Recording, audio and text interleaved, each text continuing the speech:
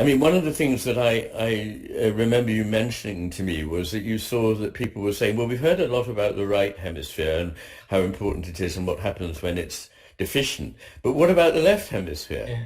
Well, today is the day for hearing about the left hemisphere. Yes, it's a timely one. It's a timely comment. Enough about the right hemisphere for a moment, and let's see what can go wrong or what happens. Hmm. Yes. So that's Yes. the topic indeed of your chapter number 5. That's entitled Yes. Apprehension. And it's brief. It's 10 pages long, approximately, comparing it to previous ones, which are about 50 pages long easily. And other coming chapters, like again, 25 of Matter and Consciousness, which is like about 100, maybe a bit less. You could make little books out of it. So in your book, there are many books. But this one is just 10 pages, but that doesn't mean it's less interesting or less important. So let's jump into it. Okay. Well, in fact, what's quite nice about it, and it's hard to do in a conversation like this because it would involve reading them out, but there's a lot of vignettes of patients and what happens to patients with left hemisphere damage, and I think it's absolutely fascinating. It's just it makes the thing come alive, and it's hard, as I say, to do that in a discussion like this. But I suppose if I were to stand back a bit and take an overview of it, I'd say there are perhaps two main things I want to be able to deal with in talking about what happens when the left hemisphere is deficient.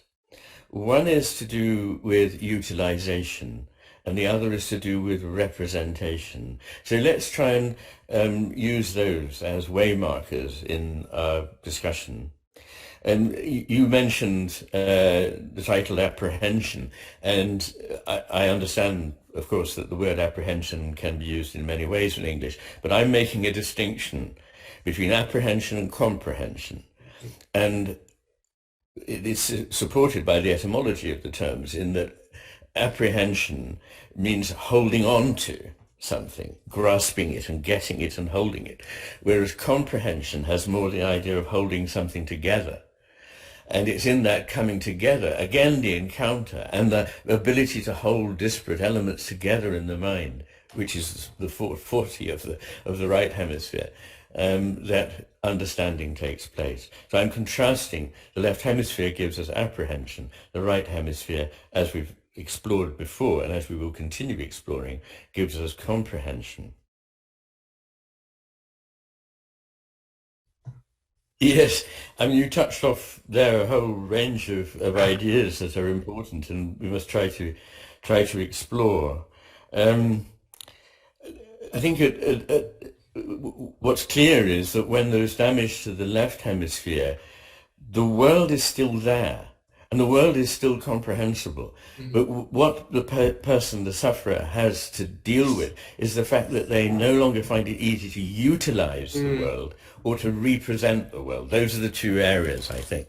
And what you're referring to about the keys and things is, yes, there is a problem when people have left hemisphere damage, that they often find it very difficult to utilize simple daily objects like a toothbrush or a box of matches or something of the kind. And you mentioned making a cup of coffee or wrapping a present as ideas that are nonetheless still understandable best by using the right hemisphere. So where there's a sequence of actions that together go to make something happen, then that is more the right hemisphere's look. But it's the isolated business of striking the match, working the scissors, or whatever it might be, that goes when there is less left hemisphere dysfunction. And a French physician, early 20th century physician called Morla, in fact, called one of the syndromes that occurs with left hemisphere deficits l'agnosie d'utilisation, an agnosia of utilization of the world. There's this lovely description by Arnold Pick, who's a great Czech neurologist, of a patient with a left hemisphere deficit who is asked to light a pipe. And this is in a way rather like making a cup of coffee. So he starts off fine. He gets out his pouch, he gets out the pipe, he stuffs the pipe, he brings it to his mouth, and then he has to strike a match. And he knows the whole sequence, but this utilization of the box of matches fails. And at the end he takes out the match, looks at it, and sticks it in the end of the pipe, because he has no idea of what he's supposed to do at this point. No, I think the contrast is between grasping and exploring. And so when somebody has a stroke that causes disinhibition of the right hand, so there isn't the normal suppressive control over the right hand starts grasping completely without any purpose. So somebody is walking along and suddenly has to get hold of a doorknob. Somebody sees a pencil, picks it up and has to start writing. So this grasping of something in order to use it goes on when the right hand, the left hemisphere's tool, is disinhibited. That's by contrast with what happens when the left hand is disinhibited, because the left hand, the right hemisphere's tool, is not there so much to grasp as to explore reality. So there's a nice illustration, a case of a man after a left hemisphere stroke who is asked to explore a picture and describe and point to what is there. And he can do that with the left hand, but the right hand comes in and tries to pick the thing out of the picture. It's so taken with the idea of grasping that it has a completely different attitude to what it's looking at. And perhaps I should say something about the business of language as a representation, because that also involves the great apes. One of the things that's extraordinary, I may have mentioned at some point, is that the great apes, and by the great apes I mean gorillas, bonobos, chimpanzees, and so forth. Already there is an expansion in the language area, as it's called in human beings, the left posterior cortex and medial cortex. That expansion is there, but they can't use language. They have no language, and attempts to teach language have largely failed. What is that therefore for doing? Why is there this expansion already? And I think the answer to that is because although the great apes don't have language in the sense that they can put words, sounds to an experience, they do have concepts. They've abstracted a concept, and it's that is the great step forward that causes this expansion, if you like, of the left hemisphere in what we call the language area. And to illustrate that it's not really just about language, I love a couple of findings about people who have no ability to speak, who are deaf or dumb and cannot speak.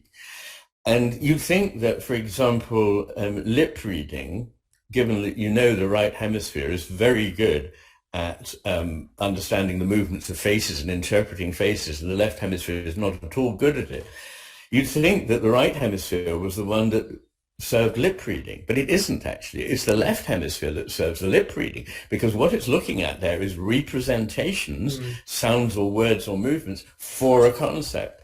And taking that even further, sign language, which is after all a visuospatial thing, you'd think again, well, the great strength of the right hemisphere is this visuospatial ability.